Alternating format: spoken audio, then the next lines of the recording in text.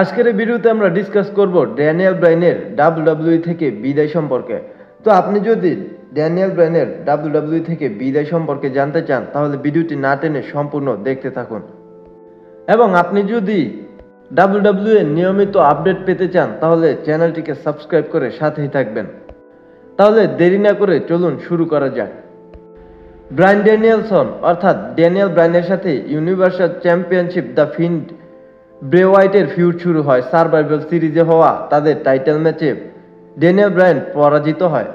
এরপরে তাদের ফিউডের মধ্যে ব্রে হোয়াইট একবার ব্রায়ানের দাড়ি ছিঁড়ে নিয়েছিল, যার পর থেকে তাকে ক্লিন শেপে দেখা যেত। 2020 সালের রয়্যাল রাম্বলে ড্যানিয়েল ব্রায়ানের আরও একবার ব্রে হোয়াইটের হাতে পরাজিত হতে হয়। এরপরে ড্যানিয়েল ব্রায়ান ডিউ গুলাকের সঙ্গে ফিউড শুরু করে এবং এলিমিনেশন চেম্বার পেপার-ভিউতে ব্রায়ান তাকে পরাজিত করে। এরপরে ড্যানিয়েল ব্রায়ানের রেসলম্যানিয়া 36-এ স্যামি জেনের সাথে ইন্টারকন্টিনেন্টাল চ্যাম্পিয়নশিপের ম্যাচ খেলে, যেটা জিততে সে ব্যর্থ হয়। পরে মানি ইন দ্য ব্যাংক পেপার-ভিউতে ল্যাডার ম্যাচে ড্যানিয়েল ব্রায়ানের অংশগ্রহণ করে, যেটা ওটিস জিতে নেয়। এরপরে ড্যানিয়েল ব্রায়ান ভ্যাকান্ট হয়ে থাকা ইন্টারকন্টিনেন্টাল চ্যাম্পিয়নশিপের জন্য টুর্নামেন্ট খেলা শুরু করে এবং গুলাক ও সেইমাসকে হারিয়ে শেষ পর্যন্ত এজি স্টাইলের কাছে পরাজিত হয়।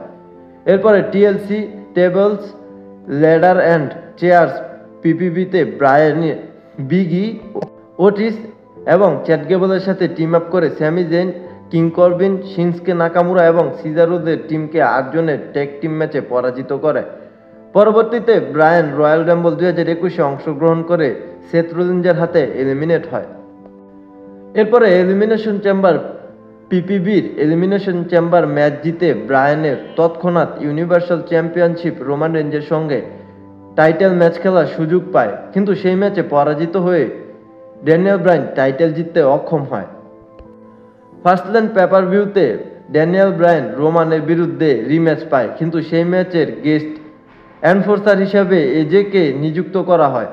উক্ত ম্যাচে এজ ব্রায়ান ও রেঞ্জ উভয়কে স্টিল চেয়ারের দ্বারা অ্যাটাক করলে রোমান রেঞ্জ ব্রায়ানকে পরাজিত করে দেয়। এরপরে রেসলম্যানিয়া 37-এ ড্যানিয়েল ব্রায়ান, রোমান ও এজের মধ্যে triple threat universal title match অনুষ্ঠিত হয়, যেখানে রোমান, ব্রায়ান ও এজ উভয়কে পিন করে জয়লাভ করে। পরবর্তীতে 30 এপ্রিলে ড্যানিয়েল ব্রায়ান ও রোমানের মধ্যকার ক্যারিয়ার বনাম চ্যাম্পিয়নশিপ খেলা হয়, যেটাতে হারলে ড্যানিয়েল ব্রায়ানকে স্ম্যাকডাউন ছেড়ে চলে যেতে হতো। সেই ম্যাচে ড্যানিয়েল ব্রায়ান পরাজিত হয় এবং তারপরে তাকে আর ডাব্লিউডাব্লিউতে দেখা যায়নি। শোনা যায় তখন নাকি ড্যানিয়েল ব্রায়ানের কন্ট্রাক্ট ফুরিয়ে গিয়েছিল এবং ডাব্লিউডাব্লিউ অনেক চেষ্টা করেও সেটা রিনিউ করাতে পারেনি। তো এই ছিল ড্যানিয়েল ব্রায়ানের ডাব্লিউডাব্লিউ থেকে বিদায়। ড্যানিয়েল ব্রায়ানের ডাব্লিউডাব্লিউ থেকে বিদায় সম্পর্কে জেনে আপনার কেমন লাগলো তা অবশ্যই কমেন্ট করে জানাবেন এবং ভিডিওটি ভালো লাগলে একটি লাইক করবেন। আর আপনি যদি আমাদের এই চ্যানেলে নতুন দর্শক হয়ে থাকেন তাহলে চ্যানেলটিকে সাবস্ক্রাইব করে সাথেই থাকবেন, কেননা আমরা নিয়মিত এইসব তথ্য এই চ্যানেলে দিয়ে থাকি। ধন্যবাদ।